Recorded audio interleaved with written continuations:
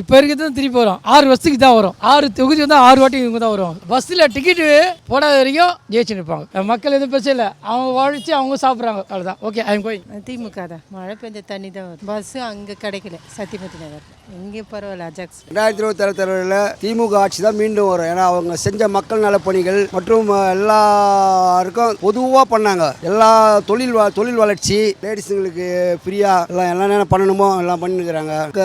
பெண்கள் உரிமை தொகை, பெண்களுக்கு பஸ் எல்லாமே பண்ணதால அவங்க தான் மீண்டும் வருவாங்க. என்ன பிரச்சனை எங்களுக்கு தெரியலையே, நல்லா தான் இருக்குது. திமுக கூட்டணி தான் ஓட்டு போடும். முன்னெல்லாம் ரொம்ப மோசமாக இருக்கும், இப்போ பரவாயில்ல. இங்கே பார்த்தீங்கன்னா பஸ் வசதி அதெல்லாம் அந்த அளவுக்கு இருக்காது. இப்போ பார்த்தீங்கன்னா எல்லாம் வசதியாக இருக்குது. ட்ராவல்ஸ் ஃபெசிலிட்டி மெயினாக இருக்குது. இந்த ஏரியாவில் சொல்கிற மாதிரி அந்த அளவுக்கு எதுவும் பிரச்சனை இல்லை சார். ஓட்டுக்கு நான் திமுக. ஏன்னாக்கா கார்பரேஷன் எல்லாம் நல்லா சிறப்பாக நடக்குது. அவங்க அண்ணா திமுக ஆட்சியில் வந்து சுரங்க பாதையில் வந்து அந்த வேலை வந்து சரி பண்ணல, அப்படியே தண்ணி தேங்கிச்சு. இப்போ வந்து அதெல்லாம் மூட்டு காவா கட்டிடுறாங்க சுரங்க பாதையில். சூரியன் நம்ம குடிநீர் தண்ணி பிரச்சனை இல்லை, போக்குவரத்து வசதி இல்லை, போக்குவரத்து ஜாமாக இருக்குது, டிராஃபிக் ஜாமாக இருக்குது, வேலை வெட்டி போக முடியல, டைமோடு போக முடியல, சில பிரச்சனைலாம் இருக்குது, டிராஃபிக் ஜாம் ஆகுது. ஸ்டாலினிக்கு தான் ஓட்டு போடுவோம். ஏன்ட்டு இல்லை, சின்ன பிள்ளையிலேருந்தே அது இதாகிடுச்சு, அவருக்கு போட்டு பழக்கமாகிடுச்சு. மக்களுக்கு எந்த பிரச்சனையும் இல்லை, நல்லா பார்த்துக்கிறாங்க, எல்லாமே இருக்குது. வேறு என்ன இருக்குது, பிரச்சனையெல்லாம் ஒன்றும் இல்லை. இந்த பாலம்தான் கொஞ்சம் இதாக இருந்துச்சு, அதையும் போட்டுட்டாங்க, சரி பண்ணிட்டாங்க.